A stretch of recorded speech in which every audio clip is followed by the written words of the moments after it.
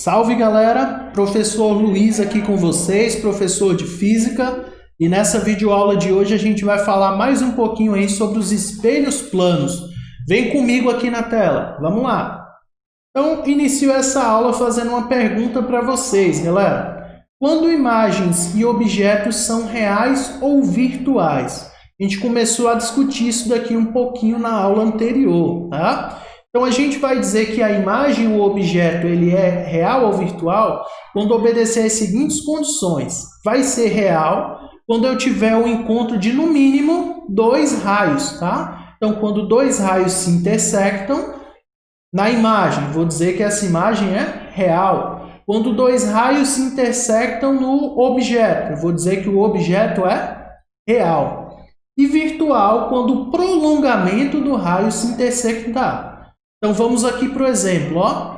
Então, no meu exemplo, eu tenho o meu objeto, esse ponto azul aqui. A minha imagem está aqui, ó.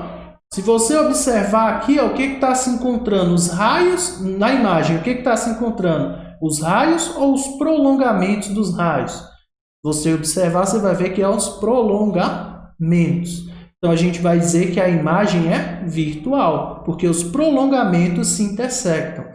O objeto aqui, ó, o que está se encontrando? Os raios ou os prolongamentos dos raios? Os raios. Então, a gente vai dizer que o objeto é real, tá? Só a nível de curiosidade, para quem está se perguntando, existe a possibilidade de uma imagem ela ser real? Existe, galera. Então, por exemplo, quando eu tenho espelhos esféricos, que a gente vai estudar daqui a algumas aulas. Então, por exemplo, aqui, ó, tá vendo o prolongamento dos dois raios aqui? Então, isso é um objeto real ou virtual? Se os dois raios se encontram, o objeto é real. Olha a imagem. Estão vendo que os dois raios estão se encontrando? Então, se dois raios se encontram, real. Então, nesse exemplo aqui, eu tenho um objeto real e uma imagem real. E como vocês estão vendo, ela está de cabeça para baixo. E está maior, né? A gente vai estudar isso mais para frente com mais detalhes. Tranquilo? Vamos lá. Propriedades dos espelhos planos. Então, vamos resumir o que eu já expliquei para vocês aí. Vamos lá. Então, o objeto e a imagem, eles têm natureza oposta. O que isso significa? Se um for real, o outro vai ser virtual. Então, essa é a primeira propriedade aí dos espelhos planos. Segunda propriedade, a gente vai dizer que a imagem e o objeto são equidistantes, tá? Então, vamos aqui à nomenclatura. Equi significa mesmo, igual, tá? Distantes, distância. Então, mesma distância, ok? E por último, mas não menos importante, nos espelhos planos, a imagem é sempre simétrica ao objeto. Então, o que significa ser simétrica, né? Se eu tenho, por exemplo, aqui, ó, um espelho, e eu tenho aqui um objeto a 2 centímetros do espelho, eu obrigatoriamente vou ter uma imagem também a 2 centímetros, porém do lado oposto. Tudo que acontece de um lado tem que acontecer do outro. Isso daqui a gente chama na geometria de simetria, tá? Então aqui a imagem é sempre simétrica ao objeto. Belezinha? Vamos lá. Existe alguma possibilidade de eu não ter a formação de imagem quando a luz reflete no espelho? Sim, existe. A gente vai dizer que quando os raios paralelos incidem no espelho, eu não tenho formação de imagem. Se eu não tenho formação de imagem, eu defino essa imagem como imagem imprópria. Então, por exemplo, ó, eu tenho um determinado objeto, mas eu não tenho dois raios, um encontrando com o outro, ó. Percebam que na minha figura os raios estão paralelos, ó. Bateu no espelho e refletiu. Continua um paralelo, não tive formação de imagem. Lembre-se, para eu ter formação de imagem, os dois raios precisam se encontrar. Então, por exemplo, ó, né, se encontraram nesse ponto aqui. Como não se tocaram, não se encontraram, eu não tenho imagem. E eu chamo isso de imagem imprópria. Tranquilo? Vamos lá. Campo visual do espelho. Então, veja bem. Eu tenho aqui um observador, certo? Vamos dizer que o nosso observador está aqui, ó, no olhozinho, né? Veja bem. Eu tenho um objeto aqui. que está acontecendo, galera? Vamos entender? Olha só, o campo de visão desse espelho, ele vai ser dado da seguinte maneira. Eu vou construir aqui a minha imagem, tá? Então, se por exemplo, aqui tem 2 centímetros, aqui vai ter 2 centímetros, né? Lembra que a imagem e o objeto são opostas, né? Então, minha imagem está aqui. E aí, o que acontece? Eu vou fazer o prolongamento desses raios. E toda essa área ocupada entre o espelho e o prolongamento dos raios, eu vou dizer que é o meu campo de visão. Beleza? Ou ainda, campo visual do espelho. Então, um exemplo mais legal aqui, ó. Olha só, o meu campo visual do espelho, ó. Toda a área que consegue ser refletida pelo espelho. Aqui é como se eu tivesse o prolongamento, né, do espelho. Não vai dar para desenhar, porque a figura acaba antes de dar. Imagine que o ponto tivesse aqui, por exemplo, né, ó. Beleza? Então, toda essa área projetada aqui seria o nosso campo visual. Beleza? Ficou clara a ideia? Vamos lá. Vou falar um pouquinho para vocês aí da translação de um espelho plano. Quando vocês escutam a palavra translação, logo vocês lembram do movimento, né, de translação aí da Terra em redor do Sol, né? O que é transladar um objeto? Significa mover esse objeto com relação a um eixo, tá? Ou um referencial qualquer. Então, transladar um espelho significa afastar ou aproximar, né, esse espelho com relação a um determinado observador. Então, no meu exemplo, ó, o meu espelho está aqui, ó, no 1, certo? Eu pego esse espelho e afasto. Vamos lá, com calma. Então, se eu tenho um objeto aqui P, antes de afastar, né, se eu tenho um objeto P, a minha imagem vai ser P'. Então, se eu chamo isso daqui de X, aqui vai ser X também. Por quê? Porque são simétricos, são equidistantes, têm as mesmas distâncias. Beleza? Porém, eu peguei aqui, o que eu fiz? Ó, eu transladei o meu espelho. Transladei o meu espelho de uma distância que eu chamei de D. O que foi que aconteceu agora, galera? Ora, se eu transladei uma distância de D, o meu objeto ficou mais distante, consequentemente a minha imagem também. Quão distante ficou? Ó? Eu já tinha X para o objeto e eu afastei D. Então, aqui agora eu tenho uma distância D mais X. Certo? Consequentemente, a minha imagem tem a mesma distância, D mais X também. Tá? Então, eu vou chamar isso daqui de Dzão. A distância da minha imagem ao meu... Desculpa, a distância das imagens. Né? A imagem antes de transladar e a imagem depois de transladar, beleza? Então, vou chamar isso daqui de Dzão. Vamos lá. Existe uma maneira da gente relacionar essas duas distâncias, tá? E através da seguinte equação, ó. A distância de translação de um espelho, né, é o dobro da distância da imagem. Então, por exemplo, se eu tiver aqui movido o espelho 2 centímetros, quanto que eu vou ter aqui a distância da imagem? A minha imagem vai se mover 4 centímetros. Então, se eu afastei aqui 2 centímetros, né, do espelho, a minha imagem se afastou 4. Se eu afastei 10 centímetros, a minha imagem se afastou 20. Tá? Como que a gente chega nessa relação, galera? Bem simples, ó. Observando a figura aqui, ó. Se eu pego todo esse lado, daqui até aqui, ó. Quanto que vale essa distância?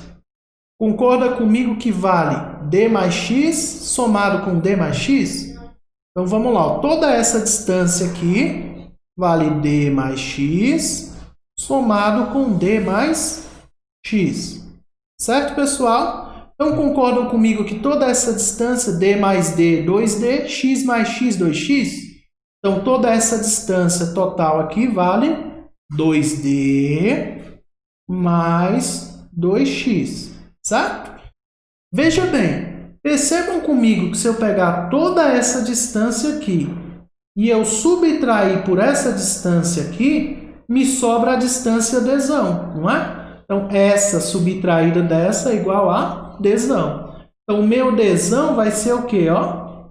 Essa distância aqui, 2D mais 2x, subtraída dessa distância aqui, ó, x mais x, 2x. Então, 2x menos 2x desaparece. Então, D igual a 2D. Beleza? Então, a distância da imagem é o dobro da distância de translação do espelho. Se o espelho se mover 4 centímetros, a imagem se move 8. Tranquilo? Bem simples a equação, né? O mais importante agora, galera, é o seguinte, ó. Veja bem. Como o deslocamento da imagem e do espelho ocorrem ao mesmo tempo, né? Ou seja, de forma simultânea, a gente pode fazer o seguinte, ó. A gente pode pegar e dividir isso daqui por um intervalo de tempo. D dividido por ΔT, 2D dividido por ΔT. Olha só, galera, a gente aprendeu que velocidade é distância dividido por tempo, não é? O D é uma distância, o Dzinho é uma distância. Então, se eu dividir isso daqui por tempo, eu consigo relacionar as velocidades, ó. Veja bem, Dzão sobre ΔT, eu vou dizer que é a velocidade da imagem. E aqui 2 vezes VE, velocidade do espelho. Então, a velocidade da imagem é o dobro da velocidade do espelho. Isso daqui é uma coisa interessante, por exemplo, para você analisar quando você está dentro de um carro. Você observa o retrovisor. Você vai ver que a imagem ela se move mais rápido do que realmente o carro está se movendo. A imagem aqui, ela se move com o dobro da velocidade do espelho. Então, vamos supor, se o seu espelho está se movendo a 20 metros por segundo, a sua imagem se move a 40 metros por segundo. Então, a velocidade da imagem é o dobro da velocidade do espelho. Vamos lá, falar um pouquinho aqui rapidamente da rotação de um espelho. O que é rotação, galera? É quando eu giro o espelho. Então, se eu girar o espelho, eu vou mudar o ângulo do espelho, né? Então, imagine aqui, ó, que eu tenho um espelho com o ângulo θ, né? Então, eu vou dizer que o θ aqui é o ângulo do espelho. Se eu pego e giro esse espelho, né, o que vai acontecer com a imagem? O ângulo aqui da imagem vai ser o dobro do ângulo do espelho. Então, se o espelho estava com um ângulo de 20 graus, a imagem vai estar com um ângulo de 40 graus. Galera, percebam que as 3 equações que a gente trabalhou até agora, uma coisa sempre é o dobro da outra, tá? Então, bem fácil, inclusive, de memorizar, ó. O ângulo do espelho é o dobro do ângulo da imagem. Perdão, contrário. O ângulo da imagem é o dobro do ângulo do espelho. Sempre a imagem vai ser o dobro de alguma coisa, tá? A distância da imagem, dobro da distância transladada do espelho, né? A velocidade da imagem, o dobro da velocidade do espelho. Tranquilo? Vamos lá. Uma coisa interessante a se analisar nos espelhos aí é que eu posso colocar um espelho de frente para o outro, ou eu posso colocar os espelhos formando ângulos, tá? Então, veja bem, se eu coloco os espelhos associados aqui de modo que eles formam ângulos, eu vou ter várias imagens projetadas. No meu exemplo aqui, ó, eu coloquei um espelho perpendicular ao outro. Olha quantas imagens eu tenho. 1, 2, 3. Então, dependendo do ângulo que eu colocar o espelho, eu vou ter um número maior de imagens, tá? Para eu descobrir o número de imagens, eu vou utilizar a seguinte equação, ó. Eu pego 360 graus, divido pelo ângulo entre os espelhos, tá? E subtraio 1. E isso vai me dar o número de imagens. Ó, quer ver só? Vamos a alguns exemplos aqui, ó. Então, no exemplo da figura anterior, o ângulo de 90 graus, ó. Então, o número de imagens formadas vai ser 360 n menos 1. Então, alfa menos 1, né? Alfa aqui é o ângulo entre os espelhos. Então, 360 dividido por 90 menos 1. Primeiro a divisão, depois a subtração. Me ajuda aí, ó. Corta, corta. 36 dividido por 9 dá 4. 4 menos 1 dá 3. Então, eu tenho aqui a formação de 3 imagens. Vamos aqui, galera, ó. Vamos aplicar a equação nesse outro caso aqui, ó. 360 dividido por alfa, que é 60 graus, menos 1, ó. Corta, corta. 36 dividido por 6 dá quanto? 6. 6 menos 1 dá 5. Então, eu tenho a formação de 5 imagens. 1, 2, 3, 4, 5. Tranquilo? Beleza, galera? Então, a gente encerra essa aula por aqui. Próxima aula, a gente faz aí uns exemplos de aplicações, ok? Muito obrigado por assistir até aqui. Um grande abraço para vocês. Qualquer dúvida, eu estou à disposição. Valeu e fui!